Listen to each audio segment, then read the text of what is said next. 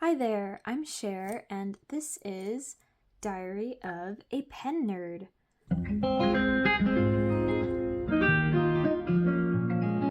Welcome back. Today I have more of just like a my thoughts and ramblings style episode for you guys. So I hope that this is super duper fun. Um so for the past, I would say probably 3-ish months, I have been incredibly creatively burnt out. And I think this came about for like a number of reasons. A lot of stress in my personal life really amped up. My stress for school really amped up. I didn't have a lot of time or energy to devote to creative endeavors. I also was feeling a lot of pressure, mostly just from myself, to be creative, but because I didn't have the time or energy to do it, I felt that I was kind of just like in this weird limbo and feeling bad for not being creative. And I didn't feel very much like a person. I more so just felt like I was floating along. And so I didn't have a whole lot going for me. And additionally, I think that I was using social media like YouTube and Pinterest as like a way to be creative by proxy. Meaning that if I'm, scrolling on Pinterest through a bunch of other people's creative endeavors, that can sometimes give you that like little hit of dopamine that makes you feel like you've been creative, but with none of the actual fulfillment of, pursuing your own creativity. And so that can get you stuck in a pretty uh, negative loop. And so I think that's kind of where I've been for the past couple months, and it's been a struggle, but I'm finally getting back into being creative and being able to explore my own creativity again. And so I kind of wanted to share with you guys how I've been doing that, how I've been refilling my creative cup.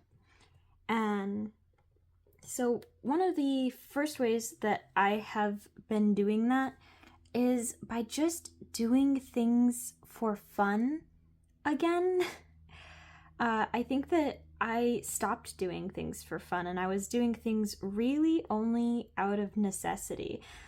I was just doing a bare bones weekly calendar in my bullet journal, just enough so that I could complete my assignments and nothing else.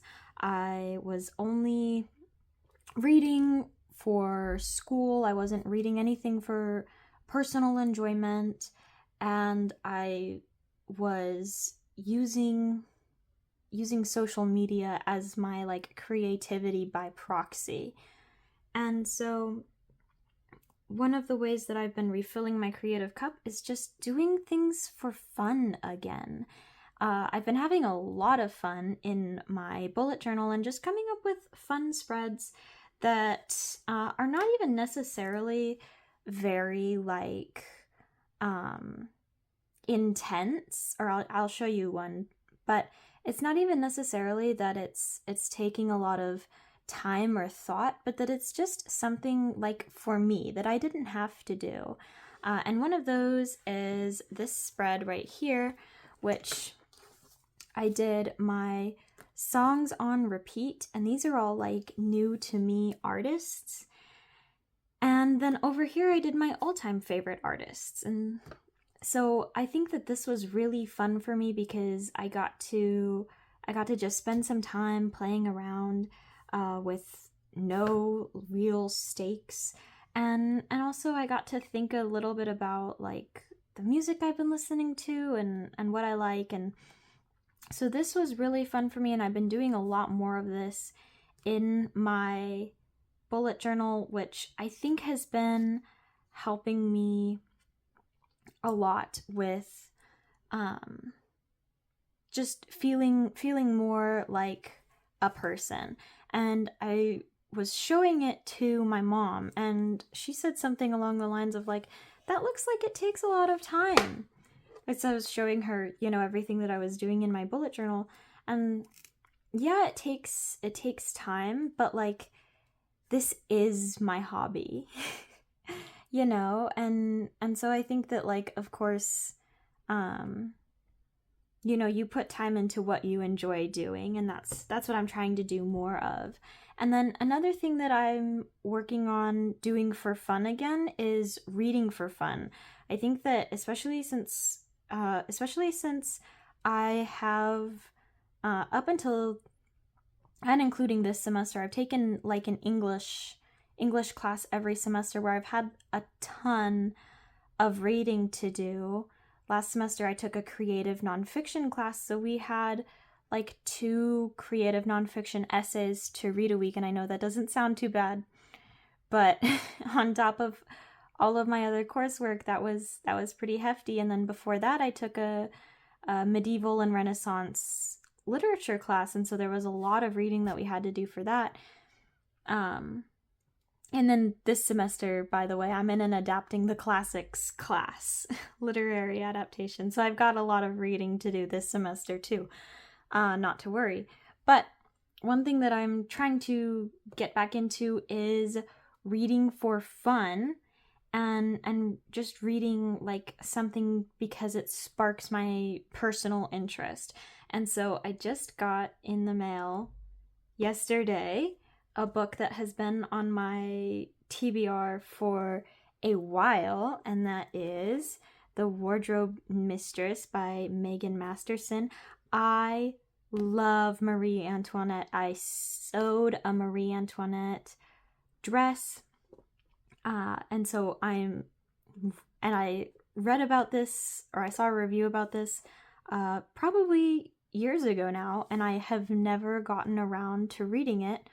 Well, I was ordering other books that I needed for my literary adaptations class off of thrift books, because what better place? And because I was already ordering those, I was like, oh, let me just pick up something for fun. And so that's how this one has landed itself in my lap. And so I want to get started on this, and I'm super duper excited to get back to just reading something for fun because it sparks my interest, And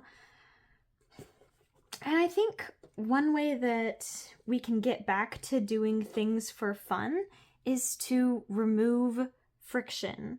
And when I talk about removing friction, I'm thinking back to the past couple of months and how I didn't really have any fountain pens inked up. But also, all of my fountain pens were dirty and needed to be cleaned before they could be inked up. And so I couldn't do much with my fountain pens, which is one of my favorite things, one of my favorite hobbies. I couldn't do anything with them unless I like really sat down and devoted time and energy, which I didn't have, to cleaning and inking them up. And so now that they are clean and they are inked up, I'm able to just pull out my bullet journal and throw in a cute fun spread, or I'm able to just pick up my commonplace notebook, because I started a commonplace notebook, and write something in there. So I think that removing friction, getting out your supplies, having them even just visible and easily accessible can help you to start thinking creatively again and start having ideas. Another thing that I've been doing to refill my creative cup is to consume creativity mindfully. And what this means is that I'm trying really hard to stay away from like short form, easy, fast, like content, I guess, and really trying to slow down and consume mindfully. And I do this in a couple of different ways. Uh, One way that I've been trying to do this is by interacting with the creative content that I consume, whether that be leaving comments on people's videos that I watch, or even just kind of like thinking to myself more deeply about, what I see other people doing, because I take a lot of inspiration from what I see other people doing. So I've been trying to slow down and interact in order to consume more mindfully, and I've also been trying to engage. One way that I have been able to engage more with what I've been consuming, and I've been doing a lot of like reading on Substack, which has been super duper fun. And I've been listening to more whole albums as opposed to just individual songs, and that's been super duper fun. And so one way that I've been trying to kind of refill my creative cup and find inspiration in a really meaningful way is by engaging with that content in some way. And that's where my commonplace journal has been really super fun, because I'm able to take a piece of media that I have consumed and find, what sticks out to me, what inspires me the most, and put that in my commonplace journal, and then kind of reflect on it in my own words. And so that has been super duper fun. I do want to make a video about my commonplace journal, my commonplace book, but I'm only about a month into it. Or maybe even like less than a month, like maybe 3 weeks in. So I want to have more under my belt before I come on here and make a video about it. So the other thing that I've been trying to use as like my motto is inspire, not replace. And that kind of goes back to the creativity by proxy. I want the stuff that I'm consuming to inspire me to be creative, but not to replace my own creativity and my own creative process. And so that's kind of been my like driving force when I'm thinking about how I'm interacting with and engaging with other people's creative content. And this brings me to another point in my refilling my creative cup process, which is removing the pressure to be good. I think sometimes I get really in my own head about like, oh, I can't draw or paint, especially in a specific medium, because I'm not good at it. And so whatever I create isn't going to be good. And so is it really even worth doing? Or I can't write because I'm not going to, whatever I write's not going to be the next like big novel or whatever. So what even is the point? And that's not the point, actually. The point is to enjoy the process, and it is by doing things poorly that we get better. But even getting better is not really the point. If I stay at the same like artistic level for the rest of my life, but I keep painting for the rest of my life, that would be better than if I just stopped painting. So that's the other thing that I'm trying to really drive home for myself, is that remove all expectations of like quote unquote progress, because the act of doing is strengthening a muscle. And so that's the other thing, is just, you know, not letting the fear of not being good at something stop me from doing it. And this brings me to my creative endeavors and what I have been kind of working on, and kind of my like looking into my crystal ball for the year and what I want to be doing and interacting with this year. One thing that I really want to do this year is finish a sketchbook. I've never finished a sketchbook. I have 2 here. I have other ones, but these are the 2 that I would really like to focus on. I have this one, which is from Talons, and it, oh, don't fall over. And I'm going to embarrass myself here and show you guys stuff from it. Like, these are cats. Here's a drawing I did. I have another one that's kind of like that, I think. This one. So, but this is as far as I am into this sketchbook. It's just these pages here. All the rest of this, blank, empty. And so I would really like to get into the habit of just drawing anything in any medium. I have so much that I can really work with, that I think that it's totally doable if I just incorporate this into some kind of like routine. And then I have this one, which is even older than this one. This one does not actually have very much left in it. There's just these few pages. So this one would be really easy to finish up, I think. But the last couple of things that I did in here is some of these unicorns that I was painting, because I really love unicorns.